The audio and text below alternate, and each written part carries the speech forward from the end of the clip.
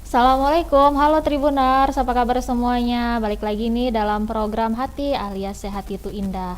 Nah Tribuners, Hati hari ini bakal mengulas mengenai cerebral palsy. Nah, apa sih itu cerebral palsy dan bagaimana cara mengoptimalkan tumbuh kembang anak dengan cerebral palsy? Nah, untuk membahas mengenai cerebral palsy ini kita sudah bersama dengan Dr. Roro Rukmi Windy Perdani. Halo dok. Halo, selamat sore. Assalamualaikum warahmatullahi wabarakatuh. Waalaikumsalam dok. Lagi di mana ini dok? Lagi di rumah sakit. Oh iya, maaf ya dok ya ganggu jam prakteknya dok ya. Nggak apa-apa. Iya. Nah dok, sebelum kita ke tema nih dok, minta tolong dong dok, kenalin diri dokter dulu, dokter prakteknya di mana. Mana tahu ada yang mau periksa sama dokter. Terima kasih. Saya Roro Rukmi Windy Perdani, merupakan dokter spesialis anak. Ya, saya salah satu staf pengajar di bagian ilmu kesehatan anak, Fakultas Kedokteran Universitas Lampung, Rumah Sakit Abdul Muluk, ya, Provinsi Lampung. Selain itu saya juga berpraktek di Rumah Sakit Hermina Lampung. Iya, jadi kalau mau ketemu sama dokter kedua rumah sakit itu ya dok ya. Silakan. Heeh. Iya dok. Nah sekarang kita langsung ke tema ya dok ya. Ini kan sering bener sih dok terdengar namanya cerebral palsy gitu dan ada beberapa orang tua yang anaknya mengalami ini ya dok ya. Nah sebenarnya cerebral palsy itu apa sih dok? Cerebral palsy ya, atau palsi cerebral itu sebenarnya merupakan gangguan gerak ya. Kalau bahasa medisnya gangguan motorik gitu ya, gerak yang disebabkan oleh kerusakan di otak. Nah, kerusakannya ini terjadi dalam kandungan ataupun di luar kandungan, yang mana nanti sifatnya itu tidak progresif. Artinya kalau cerebral palsinya itu menyebabkan seorang anak ini mengalami kelumpuhan sesisi tubuh, kelumpuhannya tidak berkembang menjadi seluruh anggota gerak seperti itu, hanya sesisi saja. Nah, ini nanti bisa tentunya dapat berdampak pada kehidupan anak tersebut. Iya. Oh jadi cerebral palsy itu tuh nama lain dari kelumpuhan ya dok ya atau cacat ya dok ya? Eh, Bukan, itu cuma contoh aja. Jadi cerebral palsy itu tadi gangguan gerak dan postur ya. Jadi kalau misalnya postur itu kan posisi tubuh tuh. Kalau gerak itu kan gerak-gerakan seorang anak. Misalnya gerak itu bisa tengkurap, bisa duduk. Nah, itu terganggu. Proses itu terganggu. Kalau postur itu misalnya dia hanya bisa telentang, kaku atau keple ya, hipotoni gitu. Itu contohnya maksudnya seperti itu. Iya. Dan cerebral palsy ini bisa jadi ke seluruh bagian tubuh ya dok ya berarti ya? Bisa, sangat mungkin. Ya. Iya. Oh apa saya pernah lihat ada anak itu yang dia cuman bisa tidur telentang aja nggak bisa ngapa-ngapain mau kemana pun harus digendong sama orang tuanya. Apa itu ya dok ya cerebral palsy ya dok ya? Salah satu bentuknya betul sekali. Ya, betul Mbak. Ya. Iya. Nah cerebral palsy ini sudah mulai bisa terdeteksi itu tuh dari usia berapa sih dok? Sejak dia terkena ya. Jadi karena langsung bermanifestasi dia. Nah, kalau misalnya kenanya itu masalahnya dalam kandungan, ketika lahir udah bermanifestasi. Ketika kenanya itu saat persalinan, itu ya, setelah lahir. Setelah persalinan, setelah persalinan misalnya infeksi otak, ya setelah infeksi otak dia tidak sembuh total tapi akhirnya cerebral palsy. Misalnya tadinya anaknya bisa, anak umur setahun misalnya udah bisa berdiri, terus mengalami infeksi otak. Nah, akhirnya dia gejala sisanya mengalami cerebral palsy, tidak bisa berdiri lagi, hanya bisa tergeletak di kasur. Nah, Nah, jadi langsung berwujud dia Mm-mm. kelainannya gitu. Mm-mm. Iya. Nah, tanda-tanda dok anak ini mulai mengalami cerebral palsy gitu yang harus diketahui oleh orang tua ini gimana ini dok? Iya, tentunya pasti kita eh, tanya-tanya dulu faktor resiko atau penyebabnya ya. Maksudnya Mm-mm. nggak langsung tiba-tiba ada kelainan pada anak, kita langsung bilang cerebral palsy. Nah, resiko itu bisa terjadi atau gangguan itu bisa terjadi misalnya waktu ibunya itu hamil. Mm-mm. Nah, misalnya ibunya itu mengalami infeksi waktu hamil. Nah, infeksinya itu mengenai bayinya. Mm-mm. Nah, kita tanya tuh, ibu ada nggak riwayat infeksi waktu hamil? Misalnya, infeksi yang tersering itu waktu hamil yang bisa menyebabkan cerebral palsy itu misalnya toksoplasma, Mm-mm. CMV, rubella, herpes. Kalau bahasa Mm-mm. ini singkatannya TORCH sering ya, Mm-mm. gitu, kita dengar gitu. Mm-mm. Nah, terus apalagi nih misalnya eh, perdarahan ya waktu hamil misalnya. Terus misalnya ibunya itu menderita kurang hormon waktu hamil, hormon tiroid misalnya. Mm-mm. Jadi ditanya sakit-sakit kehamilan.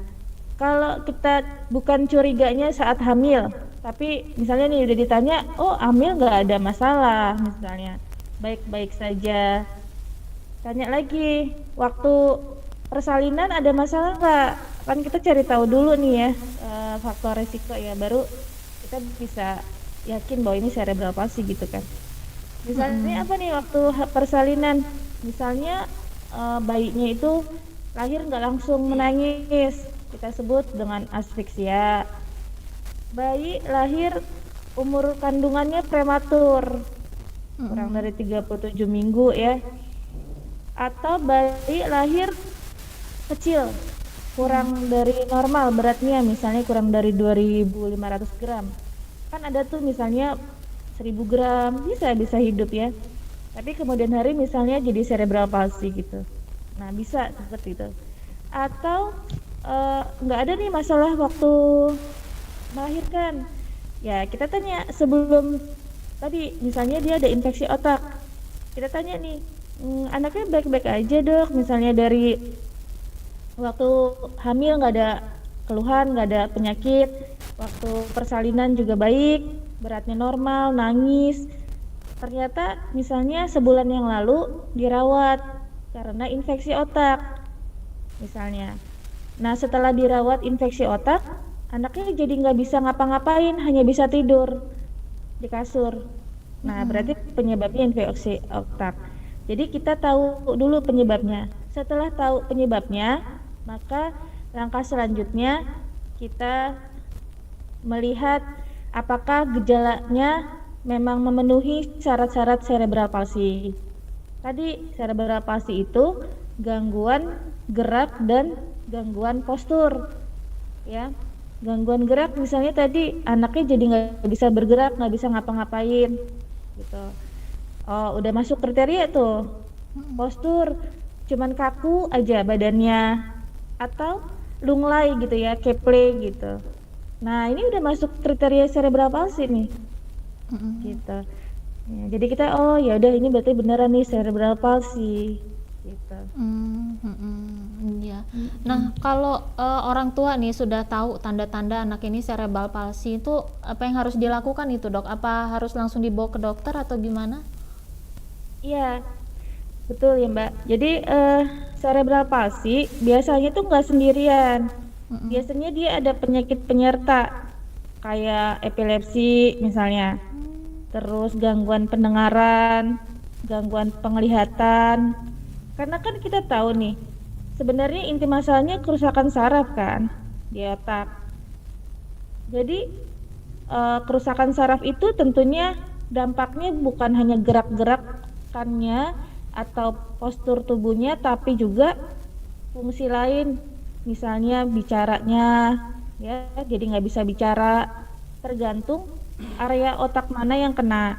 Hmm. Misalnya jadi retardasi mental atau keterbelakangan mental, IQ-nya rendah, ya.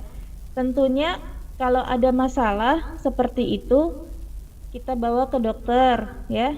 Nah, dokter anak, nanti dokter anak akan bekerja sama dengan dokter lain sesuai dengan kelainan apa yang menyertai.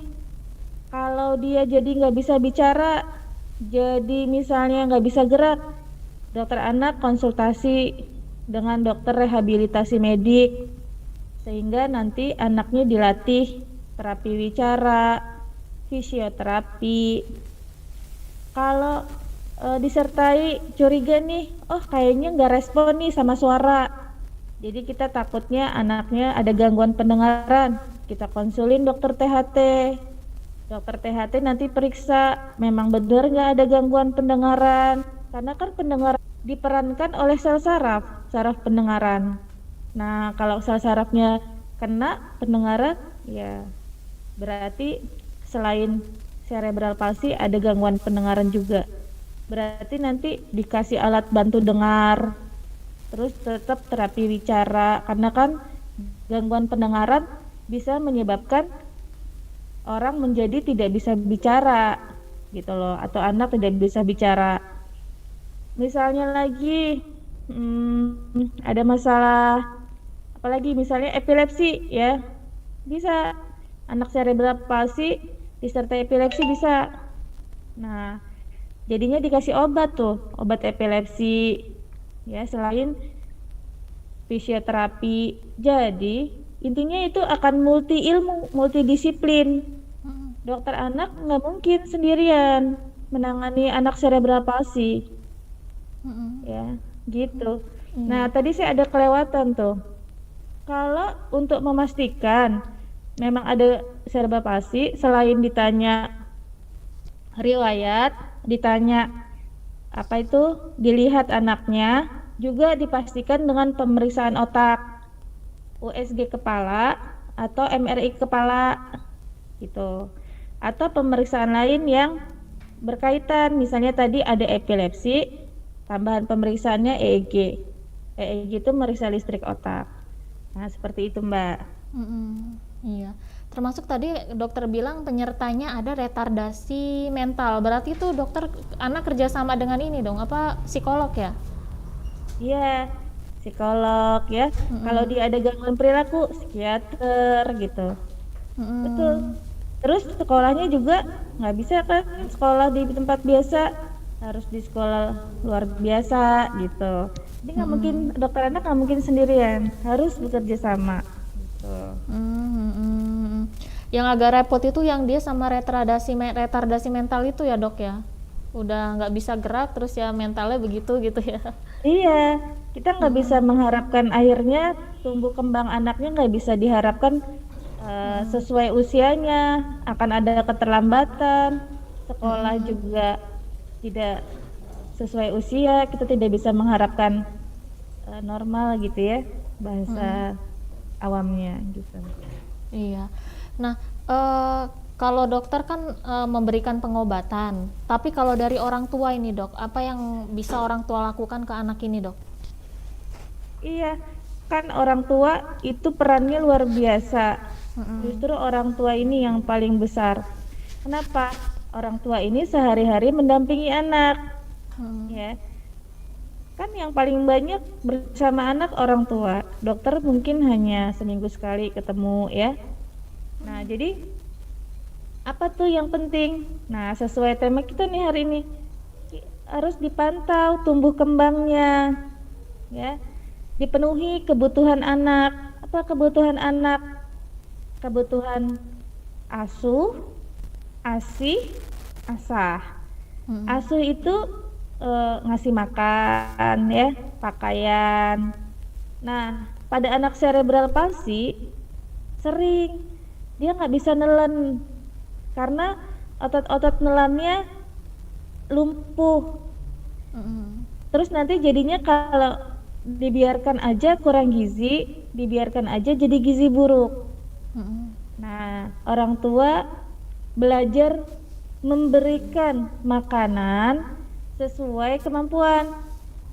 Kan kalau anak cerebral palsy nggak bisa nelen makanan padat, kita nggak boleh maksa dikasih makanan cair. Makanan cair bisa nggak disendokin dia nelen? Ada yang bisa, ada yang enggak. Kalau nggak bisa, harus terpaksa dipasang selang.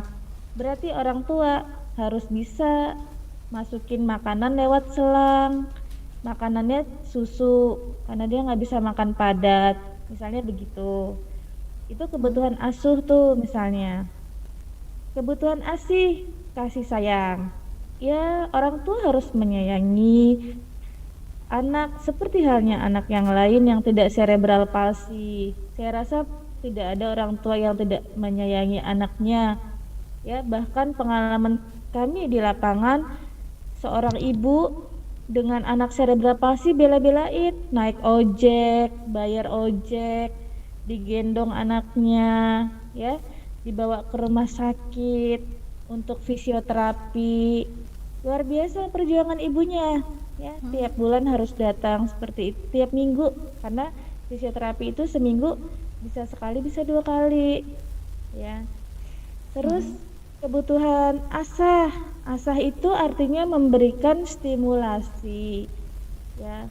Kalau anaknya itu jadi nggak bisa apa-apa, misalnya hanya bisa tidur, tapi tetap kita kasih stimulasi, caranya diajak bicara, bukan kita mengharapkan dia mengerti pembicaraan, tapi melatih, ya, saraf pendengaran, penglihatan.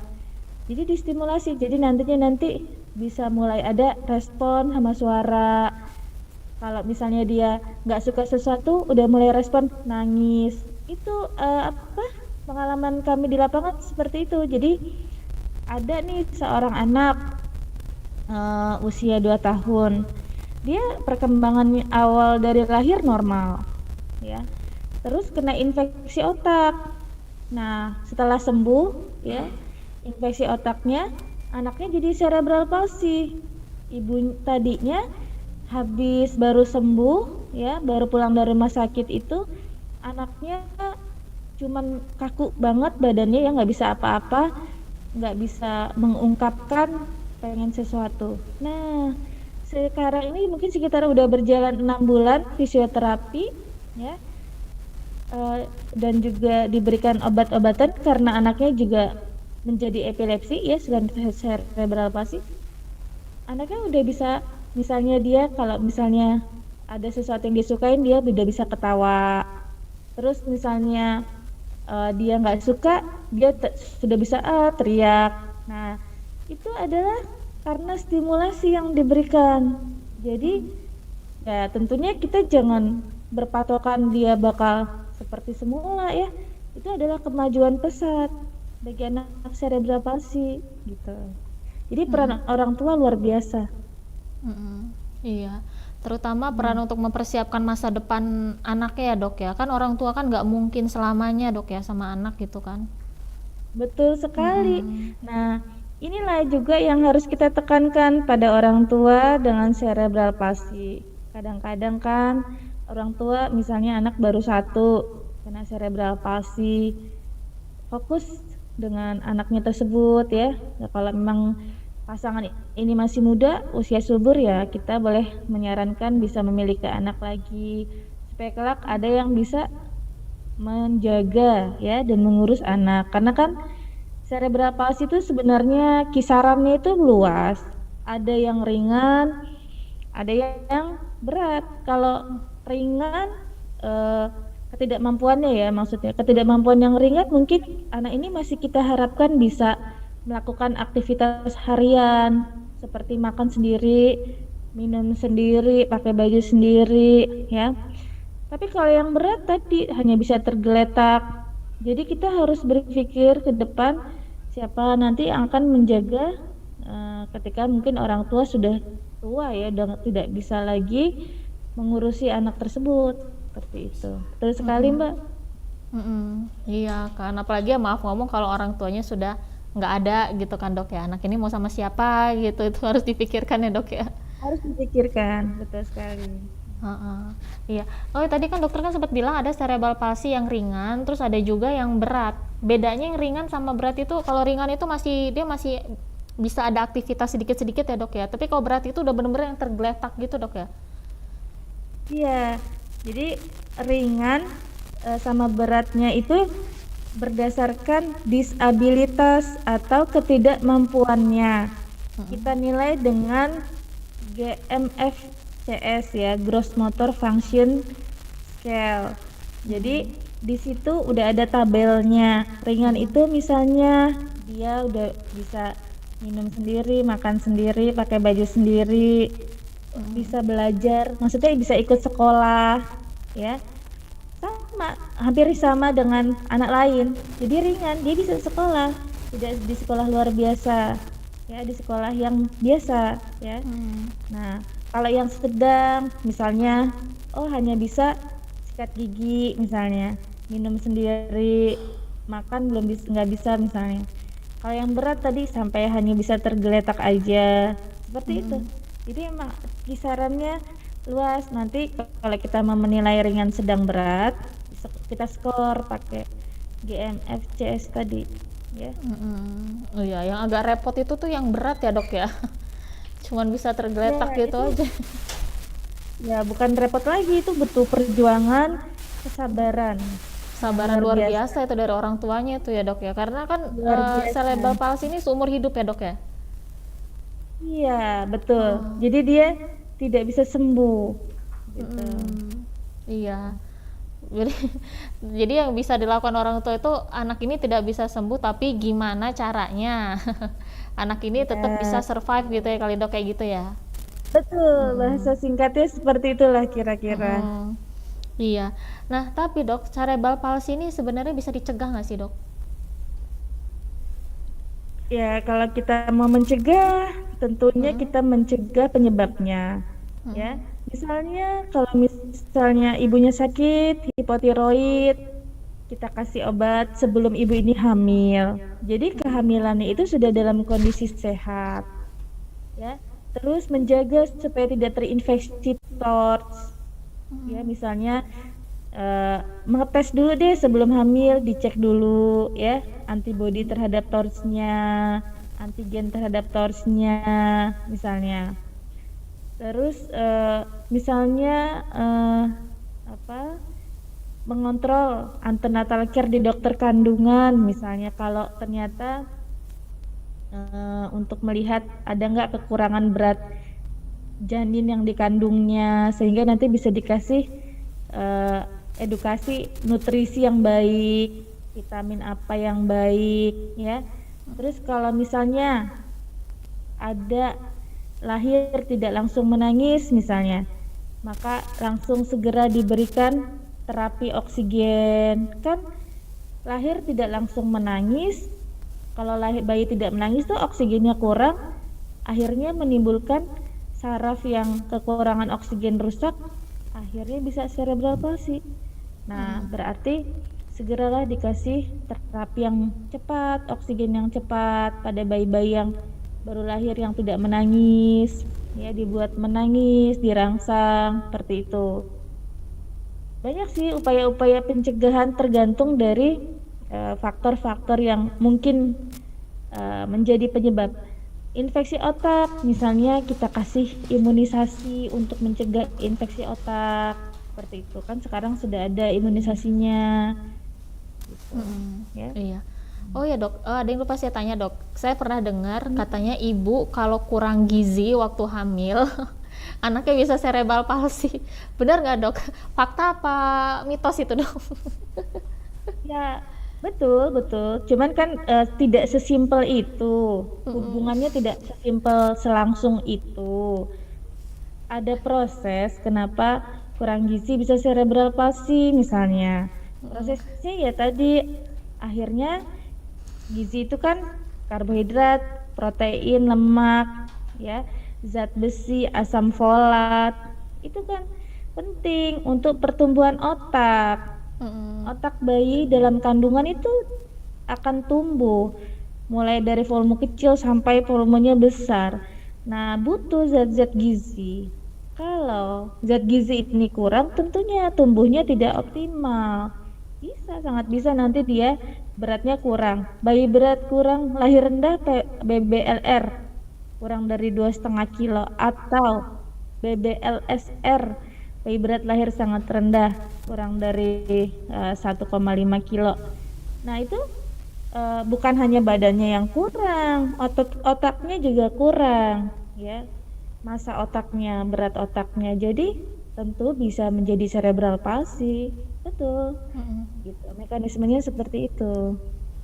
Berarti Ya, betul dok ya. maksudnya tidak mutlak langsung pasti cerebral palsy gitu ya, tapi bisa menjadi risiko terjadinya cerebral palsy. Iya, sebenarnya kalau bukan hanya cerebral palsy aja dok ya, kalau ibunya kurang gizi nanti anaknya lahir juga kurang gizi ya dok ya, bisa ya. Iya, ya bayi berat lahir rendah itu bayi kurang gizi lah bahasa mudah awam ya. Mm-mm. Iya, nah nanti mungkin untuk next nanti minggu-minggu berikutnya kita bahas soal kurang gizi ini dok ya. Iya, Ya, soal boleh. kurang gizi ini masih jadi pertanyaan banyak orang tua ya. Ada orang tua yang bilang anaknya itu kalau nggak gemuk, itu artinya anaknya kurang gizi. Ya, nggak gitu lah kata saya gitu. Iya.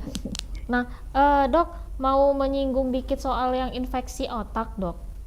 Itu Ya. infeksi otak yang, kalau boleh saya bertanya sedikit dok, itu infeksi otak itu yang tadi dokter maksud itu infeksi otak yang gimana ya dok ya? Yang bisa jadi cerebral palsy nih. Iya, semua infeksi otak. Jadi infeksi otak itu kan bisa kena di otak, bisa kena di selaput yang menyelubungi otak. Mm-mm. Kalau kena di otak namanya ensefalitis, Mm-mm. selaput menyelubungi otak, meningitis. Kalau dua-duanya kena, meningoensefalitis.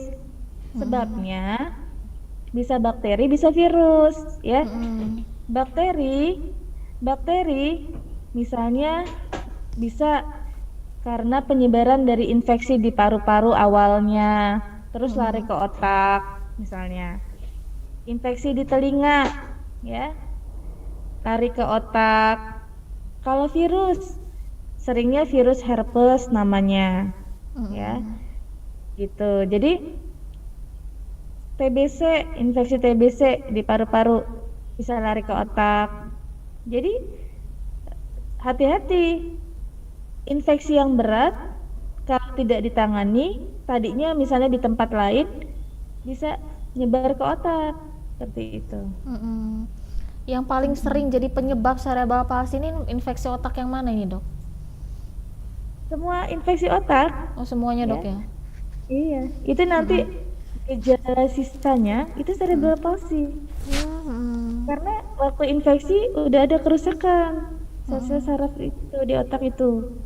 Jadi anaknya mungkin kan kita target kita kan sebelum anak ini pulang tentunya pasti pada menyelamatkan nyawa atau life saving dulu ya. Infeksi otak kan mengancam nyawa nih, angka kematiannya tinggi. Nah, kita menyelamatkan nyawa, tapi jangan salah nih. Setelah nyawa terselamatkan, tidak selesai sampai di sini. Ada yang namanya sequel atau gejala sisa. Apa itu? Anaknya jadi cerebral palsy. Nah, inilah yang menjadi tugas dokter anak yang merawat anak dengan infeksi otak, memberitahu kepada orang tua bahwa kita punya sasaran, ya, sasaran pengobatan jangka pendek yaitu life saving, menyelamatkan nyawanya, dan sasaran pengobatan jangka panjang. Artinya ibu diberitahu bahwa setelah sembuh anaknya bisa jadi cerebral palsy loh bu, gitu. Harus dikasih tahu apa itu cerebral palsy, ya. Dan bagaimana nanti kehidupan anaknya. Karena kan Mbak bisa bayangkan, kita semua bisa bayangkan anak sehat, cantik, ganteng, cerdas, ya. Kasihan sekali tiba-tiba dia mengalami infeksi otak.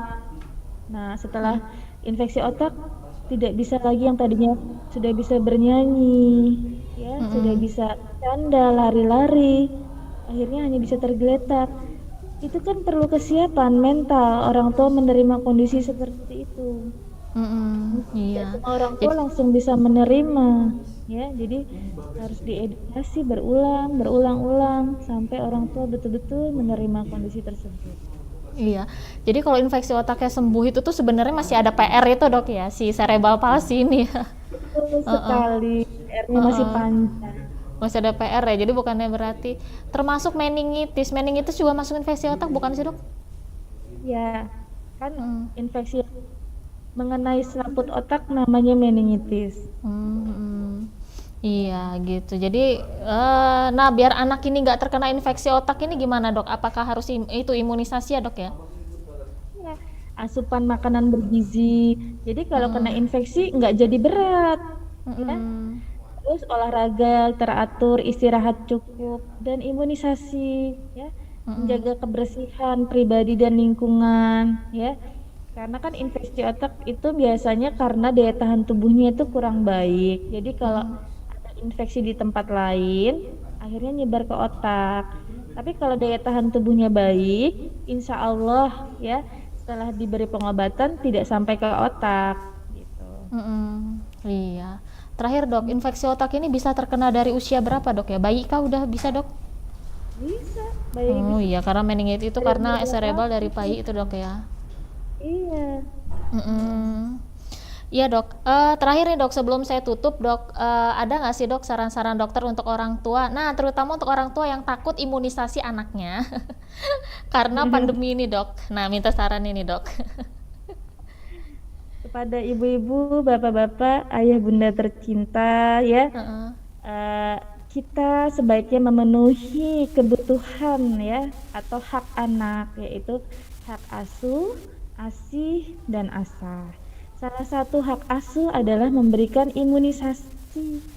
Imunisasi ini mampu mencegah penyakit penyakit infeksi yang dapat dicegah dengan imunisasi. Ya, di mana penyakit infeksi ini bisa berdampak mulai dari yang ringan sampai yang sangat berat, ya. Jadi, jangan menunda imunisasi. Insya Allah sudah direkomendasikan ya oleh Kemenkes, dokter anak ya, untuk memberikan layanan imunisasi sesuai dengan protokol kesehatan. Nah, sedikit promosi nih. Kalau di Rumah Sakit Warimina Lampung juga demikian. Insya Allah kita sudah menerapkan protokol kesehatan untuk memberikan layanan imunisasi. Jadi jangan takut ya dok ya. Jangan Jangan takut takut. imunisasi gitu ya. Insya Allah aman ya dok ya. Insya Allah. Insya Iya. Allah. Baik dokter Roro, terima kasih banyak dokter ya atas waktunya dok ya. Sama. Iya. Nanti Ya, pembahasan selanjutnya gizi buruk ya dok ya, boleh ya? boleh Insya Iya. Allah. Asal nggak bosan aja nih pemirsa. Enggak. Iya. Baik dokter Roro, terima kasih banyak dokter Roro atas waktunya dok, sudah mengganggu prakteknya dokter. Iya, Sama-sama. terima kasih dok. Sampai ketemu lagi Assalamualaikum, dok. selamat sore. Waalaikumsalam. Ya Tribuners, itu tadi obrolan kita bareng dokter Roro. Semoga obrolannya bermanfaat. Sampai jumpa lagi. Assalamualaikum. Dadah.